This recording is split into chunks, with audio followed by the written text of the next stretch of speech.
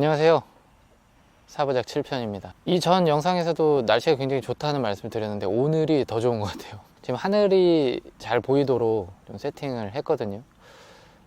요즘에 사실 바쁘게 살다 보면 이렇게 하늘 한번 못 쳐다보고 살 때가 많이 있죠. 영상 보시면서라도 이렇게 날씨 좋은 날 하늘 한 번씩 감상하실 수 있도록, 오늘 하고 싶은 얘기는 S23 왜 기본형을 선택할까? 물론 이제 모두가 기본형을 선택하는 건 아니죠. 최고 스펙이어야만 만족하는 사람들도 이 S23 때에는 기본형을 선택하는 사람들의 비율이 저는 조금 늘었다고 생각을 합니다. 이 S23은 굉장히 오랜만에 가볍고 기본형인데 빠릿빠릿하고 성능도 최상위 제품과 크게 많이 차이 나지 않는 그런 제품으로 출시가 돼서 제가 좀 놀랬고, 그러한 부분들을 담아서 소개를 해드렸는데, 지금 다시 봐도 저는 그 말에 공감을 합니다. 작고 빠릿한 폰을 원했는데 오랜만에 제대로 된 폰이 나온 것 같다. 고속 충전이 초고속 충전 1.0까지 밖에 안 들어가 있고 UWB가 빠져 있는 정도를 제외하고는 사실은 흠잡을 게 없었어요. 그래도 이제 카메라를 중요시하는 분들이라고 하면 이 제품이 좀 아쉽다라고 생각해서, 그리고 펜슬 사용을 하거나 좀 더 큰 화면을 원하시는 분들은 이제 울트라를 많이 선택을 하셨을 거라고 생각하고, 그리고 국내 사용자들이 유독 프리미엄 폰을 선호하는 현상이 있다고 하죠. 저도 사실은 프리미엄 폰을 선호해요. 가장 최고 사양, 이번에도 이제 아이폰 15 프로 맥스를 사기 위한 경쟁이 치열했고 저도 프로 맥스 주문을 해놨습니다. 자, 이런 식으로 굉장히 많은 사람들이 이런 기기를 살 때는 최고, 가장 큰, 가장 빠른 이런 단어에 매료되고 선택을 하는 기준이 되죠. 제가 삼성폰을 써본 것 중에서 가장 만족도가 높은 것 같습니다. 심지어 저는 사진도 아이폰보다 더 잘 나오는 것 같아요. 물론 영상은 얘기가 다릅니다. 영상은 아직은 무조건 아이폰인 것 같아요. 근데 사진으로 봤을 때는 이 갤럭시의 왜곡된 색감? 왜곡된 그 프레임 안에 들어와 있는 모습이 저는 좋더라고요. 1년을 기준으로 봤을 때 저는 리뷰를 하기 위해서 갤럭시와 아이폰을 오고 갑니다. 적게는 6대4, 많게는 7대3 정도로 왔다 갔다 하거든요. 아이폰을 더 많이 썼어요. 23을 선택한 이후에 완전히 역전이 됐어요. 아이폰을 쓰다가 갤럭시가 출시되면 잠깐 갔다가 다시 아이폰으로 넘어오는 그런 패턴이었는데, 갤럭시가 메인이 된 느낌을 지울 수가 없습니다.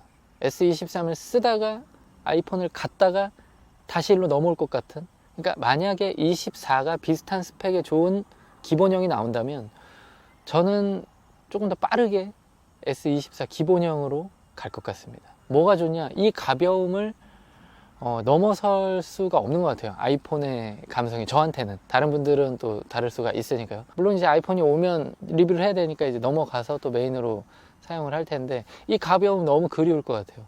이제 24에 대한 얘기예요. 아이폰 출시가 될 즈음에 늘 견제를 하기 위해서 S24에 대한 기사들을 많이 내놔요. 유출이다, 루머다. 근데 이번에는 그 견제하기 위한 소식이 이게 과연 견제일까? 오히려 애플한테 힘을 실어주는 거 아닐까 생각이 들었던 이유가, 엑시노스 2400을 S24 모델에 탑재를 하겠다고 합니다. 일단은 걱정이 앞서요. 당한 경험이 좀 있어요.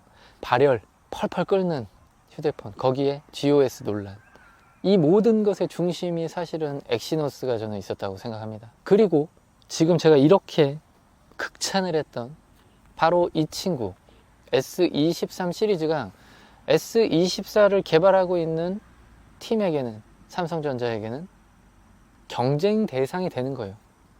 유튜브도 그렇습니다. 저희가 굉장히 좋은 영상을 하나 만들고 나면 그 다음에 부담이 상당히 커져요. 그걸 뛰어넘기 위한 노력을 하는 게 생각보다 어렵습니다. 섀도우 레이싱 같은 느낌으로, 과연 S24가 S23의 이러한 호평을 넘어서는 좋은 제품을 만들 수 있을까 굉장히 걱정하고 있을 텐데, 거기에 엑시노스의 탑재는 굉장히 많은 물음표를, 퀄컴이 그렇게 평이 좋고 이미 성공을 한 AP인데, 스냅드래곤 지금 8 시리즈들이 다 괜찮잖아요. 8 Gen 1 플러스 2까지 호평이에요.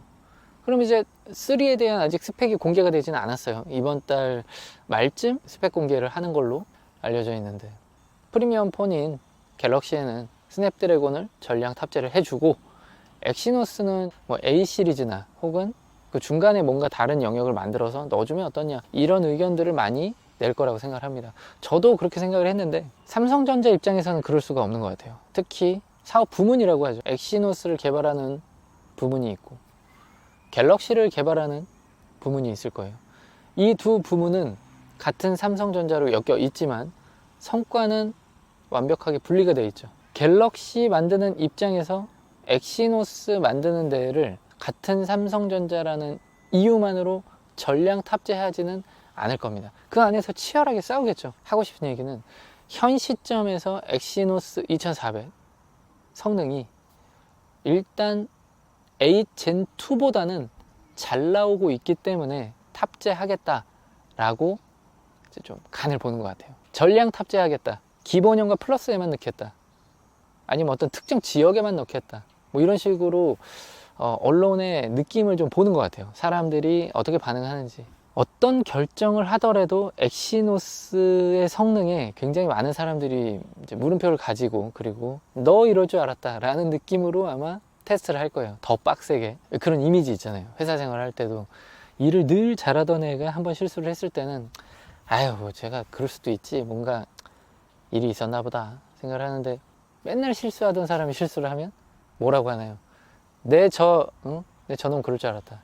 제가 그렇지 뭐. 지금 엑시노스의 이미지가 그런 거예요. 스냅드래곤이랑 엑시노스랑 똑같이 발열이 나도 엑시노스가 욕을 아주 많이 먹을 확률이 높죠. 그럼에도 불구하고 저는 엑시노스가 부활해야 한다고 생각합니다. 그리고 어느 정도 경쟁력을 갖춰야 한다고 생각해요. 이 IT 산업 그리고 전반적인 생태계가 발전하기 위해서는 어느 한 회사가 독점해서 안 됩니다. 가치 밸런스를 가지고 견제하고 경쟁하고 그래야만 가격 경쟁력도 생기는 거고 새로운 기술의 발전도 이루어질 수 있다고 생각을 합니다. 퀄컴에서 스냅드래곤 시리즈를 성공시키면서 애플의 A 시리즈, 모바일 시리즈 칩셋을 어느 정도 지금 견제하는 데 성공했다고 생각해요. 이때 삼성전자의 엑시노스까지 일정 수준 이상의 성공을 거둔다고 하면 이제 다시 한번 혁신을 만들 수 있는 그런 본격적인 경쟁이 시작되지 않을까 생각합니다. 결론은 그거예요. S24 저는 꼭 성공했으면 좋겠다는 얘기고, 이번에 23 때 쌓은 인지도, 쌓은 이미지를 이어받아서 엑시노스도 힘차게 좀 부활을 했으면 좋겠습니다. 카메라가 이제 화소수가 더 높아진다 얘기가 있죠. 그리고 이제 플러스 쪽에서의 개선 사항들도 조금씩 들려오고 있고요.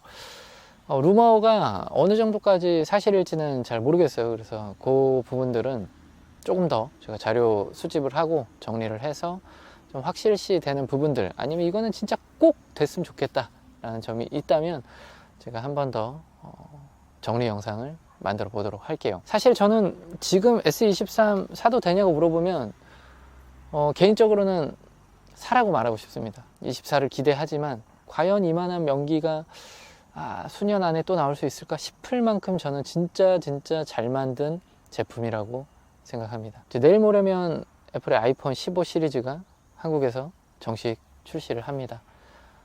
모두가 아이폰의 시선을 가지고 있을 때 갤럭시 유저들이 궁금해할 만한 S24에 대한 루머, 그리고 저의 생각, 그리고 S23에 대한 사용기 같이 좀 전해드렸어요. 아이폰도 출시가 되면 이것저것 재밌는 영상으로 인사드리고 많은 관심과 시청 부탁드리도록 하겠습니다. 또 봐요.